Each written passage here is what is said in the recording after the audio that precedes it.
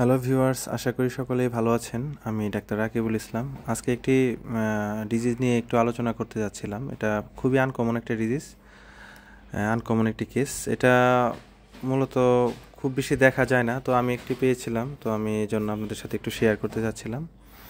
তো এটার যে কন্ডিশন, এই কন্ডিশনকে বলা হয় কেমোসিস।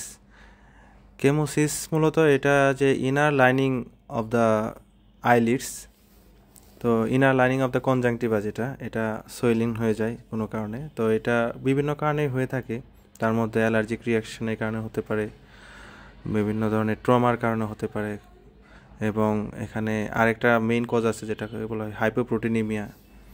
তো আরও আদার্স ইনফেকশনেও এটা হতে পারে। তো আমি এটার হিস্ট্রি নেই, এবং হিস্ট্রি নিয়ে জানতে পারি যে ওর প্যারাসাইটিক, ওর যে অ্যান্টি হেলমিনথিক ড্রাগ যেটা আগে খাওয়ানো হতো, কৃমিনাশক, এটা কখনো খাওয়ানো হয়নি ওভাবে। এবং আমি সাসপেক্ট করি ওর কন্টিনিউয়াস ডায়রিয়াও ছিল, যার ফলে আমি সাসপেক্ট করি ওর প্যারাসাইটিক ইনফেস্টেশনের কারণে ওর নর্মালি প্রোটিন ডেফিসিয়েন্সি রয়েছে।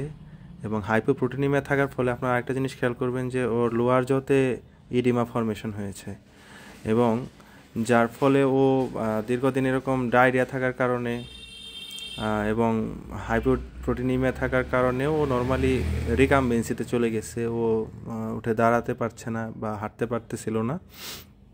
তো আমি নর্মালি তারপরে ট্রিটমেন্ট করি। তো তারপর ওর যে ডেফিসিয়েন্সি প্লাস যে অ্যান্টি হেলমিনথিক বা যেটাই হোক, সবই মোটামুটি একটা লাইন আপ ট্রিটমেন্ট করার পরে ও আল্লাহর রহমতে অনেকটা সুস্থতার দিকে যায়। তো এই ছিল আজকের ভিডিও।